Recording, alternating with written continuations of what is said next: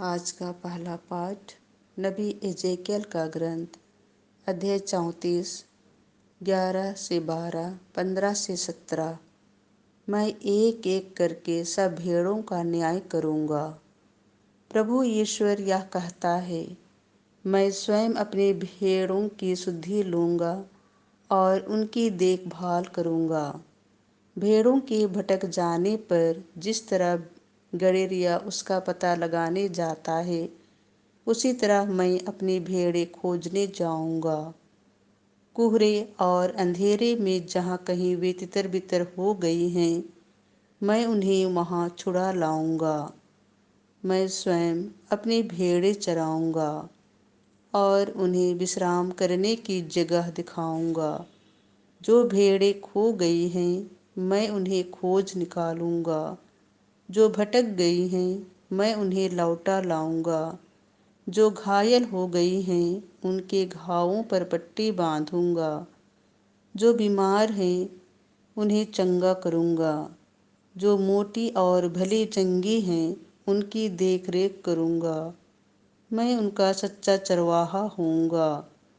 हे मेरी भेड़ों, तुम्हारे विषय में प्रभु ईश्वर यह कहता है, मैं एक एक करके भेड़ों, मेढ़ों और बकरों का सबका न्याय करूंगा। यह प्रभु की वाणी है। आज का दूसरा पाठ कुरिन्थियों के नाम संत पौलुस का पहला पत्र अध्याय 15 20 से 26 28। वह पिता परमेश्वर को राज्य अर्पित करेगा, जिससे वह सब पर पूर्ण शासन करे। मसीह मृतकों में से जी उठे हैं। जो लोग मृत्यु में सो गए हैं, उनमें से वह सबसे पहले जी उठे हैं। क्योंकि मृत्यु मनुष्य द्वारा आई थी, इसीलिए मनुष्य द्वारा ही मृतकों का पुनरुत्थान हुआ है। जिस तरह सब मनुष्य आदम में मर जाते हैं, उसी तरह सब मसीह में पुनर्जीवित कर दिए जाएंगे। प्रत्येक अपने क्रम के अनुसार, सबसे पहले मसीह और बाद में उनकी पुनरागमन के समय वे जो मसीह के बन गए हैं। जब मसीह बुराई की सब शक्तियों को नष्ट करने के बाद अपना राज्य पिता परमेश्वर को सौंप देंगे, तब अंत आ जाएगा। क्योंकि वह तब तक राज्य करेंगे जब तक वह अपने सब शत्रुओं को अपने पैरों तले ना डाल दे। जब सब कुछ पुत्र के अधीन कर दिया जाएगा, तब पुत्र स्वयं उस ईश्वर के अधीन हो जाएगा, जिसने सब कुछ उसके अधीन कर दिया, और इस प्रकार ईश्वर सब पर पूर्ण शासन करेगा। यह प्रभु की वाणी है। संत मत्ती के अनुसार पवित्र सुसमाचार अध्याय 25 31 से 46। वह अपने महिमामय सिंहासन पर विराजमान हो जाएगा और लोगों को एक दूसरे से अलग कर देगा। यीशु ने अपने शिष्यों से कहा, जब मानव पुत्र सब स्वर्गदूतों के साथ अपनी महिमा सहित आएगा, तो वह अपने महिमामय सिंहासन पर विराजमान होगा और सभी राष्ट्र उसके सम्मुख एकत्र किए जाएंगे।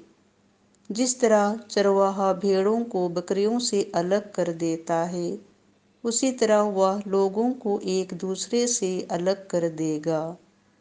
वह भेड़ों को अपने दाएं और बकरियों को अपने बाएं खड़ा कर देगा। तब राजा अपने दाएं के लोगों से कहेंगे, मेरे पिता के कृपा पात्रों, आओ और उस राज्य के अधिकारी बनो जो संसार के प्रारंभ से तुम लोगों के लिए तैयार किया गया है। क्योंकि मैं भूखा था और तुमने मुझे खिलाया, मैं प्यासा था और तुमने मुझे पिलाया, मैं परदेशी था और तुमने मुझे अपने यहाँ ठहराया, मैं नंगा था और तुमने मुझे पहनाया, मैं बीमार था और तुम मुझसे भेंट करने आए, मैं बंदी था और तुम मुझसे मिलने आए। इस पर धर्मी उनसे कहेंगे, प्रभु, हमने कब आपको भूखा देखा और खिलाया, कब प्यासा देखा और पिलाया? हमने कब आपको परदेसी देखा और अपने यहाँ ठहराया, कब नंगा देखा और पहनाया? कब आपको बीमार अथवा बंदी देखा और आपसे मिलने आई? राजा उन्हें यह उत्तर देंगे, मैं तुम लोगों से कहे देता हूँ, तुमने मेरे इन भाइयों में से किसी एक के लिए, चाहे वह कितना ही छोटा क्यों ना हो, जो कुछ किया वह तुमने मेरे लिए ही किया।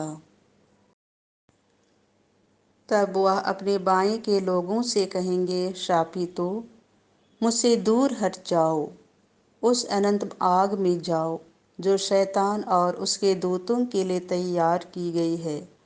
क्योंकि मैं भूखा था और तुम लोगों ने मुझे नहीं खिलाया, मैं प्यासा था और तुमने मुझे नहीं पिलाया, मैं परदेसी था और तुमने मुझे अपने यहाँ नहीं ठहराया, मैं नंगा था और तुमने मुझे नहीं पहनाया, मैं बीमार और बंदी था और तुम मुझसे नहीं मिलने आए। इस पर वे भी उनसे पूछेंगे, प्रभु, हमने कब आपको भूखा, प्यासा, परदेसी, नंगा, बीमार या बंदी देखा और आपकी सेवा नहीं की? तब राजा उन्हें यह उत्तर देंगे, मैं तुम लोगों से कहे देता हूँ, जो कुछ तुमने मेरे छोटे से छोटे भाइयों में किसी एक के लिए नहीं किया, वह तुमने मेरे लिए भी नहीं किया। और वे अनंत दंड भोगने जाएंगे, परंतु धर्मी अनंत जीवन में प्रवेश करेंगे। यह प्रभु का सुसमाचार है।